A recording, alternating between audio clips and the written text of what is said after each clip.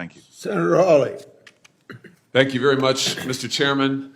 Ms. Bondi, welcome. Congratulations on your nomination. I'm so glad that you've been nominated, as we discussed when we had the chance to meet. Thank you. It was a pleasure to work with you as a State Attorney General for a number of years, and I'm delighted to see you here today before the committee. I look forward to your confirmation. You will be confirmed. I, too, have taken note of the number of times you have been asked about weaponization of the Department of Justice as if it was a theoretical possibility that might happen in the future. One of my colleagues on the other side said, weaponization may well occur under your tenure. We all know that weaponization has occurred like we've never seen before in American history under this administration. And I want to get even more specific. In the last 4 years, this administration has carried out an unprecedented attack and campaign against people of faith.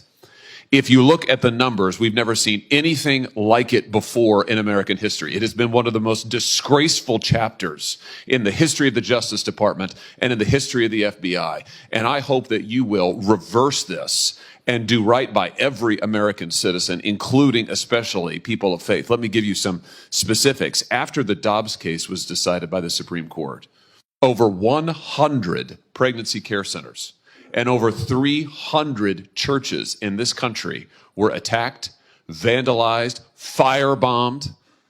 Do you happen to know off the top of your head how many prosecutions Merrick Garland's Justice Department brought in those cases? I do not, Senator. It's a stunning number. It's 2. Hundreds of churches, hundreds of pregnancy care centers. And I might just add, these pregnancy care centers, the attacks on them, which were violent, which were gruesome, were egged on and encouraged by rhetoric from members of Congress, including members of this body, who have said that pregnancy care centers aren't real medicine, that they're not real doctors.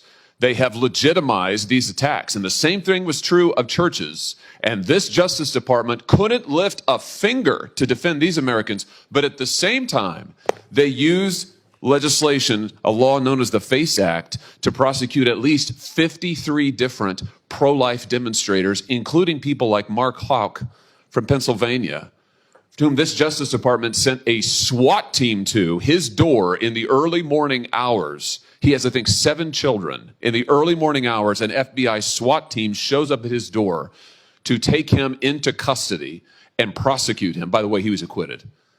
This kind of outrageous, disparate treatment has to end. So here's my question to you. Will you protect churches and pregnancy care centers when they are targeted for violence, when they are targeted for intimidation, when their members or parishioners are threatened with violence or other acts of illegal behavior? Yes, Senator. Will you stop the disparate treatment of Americans on the basis of religious faith? Yes, Senator. Will you stop the deliberate persecution of pro-life Americans for nothing more than their pro-life beliefs? Yes, Senator. Will you ensure that nothing like the Mark Houck case happens again, that Americans do not have SWAT teams arriving on their front doors with armed weapons to terrorize their children and their spouses, only in the end, of course, to have the case lost because there was nothing to it? Will you put an end to that kind of deliberate intimidation of the good American citizens on the basis of their religious beliefs? Yes, Senator. I'm glad to hear you say that because we need it.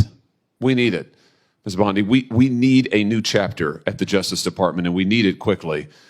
And I'm glad you're committed to it. Now, I also have heard you've been asked about your comment that you thought that in some cases we need to investigate the investigators, the ones who were bad. You know, I have to say I'm glad to hear you stand by that. We need to do that. You need to do that. And I'll give you another example. I'm sure you've read about this memo, which I now hold in my hands. This memo that was developed by the FBI field office in Richmond, Virginia, 23rd January 2023, targeting Catholic parishes for spying, for recruitment of infiltrators. I mean, the memo goes on and on and on about the FBI's plans to put assets into Catholic parishes, into choirs. This is an unbelievable assault on Americans' First Amendment rights. And we only know of it because of a brave whistleblower who came forward and released it to us. And I will tell you, I have never been misled and lied to like I was by the current Attorney General and the now former FBI Director when they sat right where you're sitting now and told this committee, oh, we don't know anything about it. oh, only one field office was involved. It was the single work of a single field office and a very few individuals. As it turns out, that's not true. Multiple field offices were involved. Multiple individuals were involved. Under your leadership, will you put a stop to the use of FBI or Department of Justice resources to try and recruit informants and spies into Christian churches or any church or house of worship in this country on the basis of nothing more than faith? Of course, Senator.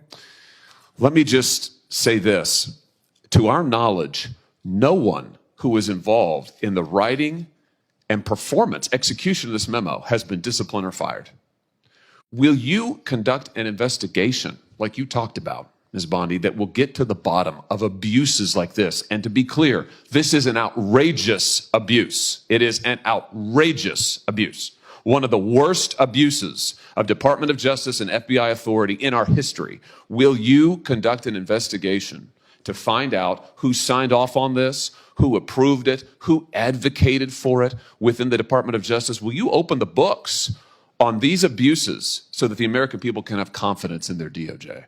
Senator, and I think what you're talking about is the ultimate weaponization, what we've been discussing all day. If I am confirmed as Attorney General, one of the first things I will do, there'll be many, but I will personally read that memo, and if Mr. Patel is confirmed, discuss it with him right away. Fantastic. And will you work with this committee and our relevant subcommittees? I'm going to chair a subcommittee called the Crime and Terrorism Committee. We're going to do our own investigation into what happened here at the FBI and the DOJ. Will you work with us as you discover the nature of these abuses, and as you put a stop to them, will you work with us to make sure the American people get all the facts and this never happens again? And Senator, yes, I look forward to working with you and the Democrats. I would think this is something that we can all agree on both sides, that this should not be happening in the United States of America, and work together on it. That's fantastic. Let me ask you one other question here in my just few seconds that are remaining. This memo targeting Catholic parishes repeatedly refers to as an expert source a group called the Southern Poverty Law Center. Now, the Southern Poverty Law Center has a long history as an anti-religious group that has repeatedly gone after conservative and religious organizations, called them hate groups, called them sometimes terrorist groups. They're cited in this memo. They once infamously, the SPLC called the Family Research Council a terrorist hate group, and an armed gunman came into their lobby and opened fire. Will you put a stop to the use of the SPLC as an official source for any Department of Justice memorandum or finding? That will be one of the first things we will look at as well, Senator, and report back to you and the committee. Thank you very much. Congratulations. Thank Thank you, you. Mr. Chairman.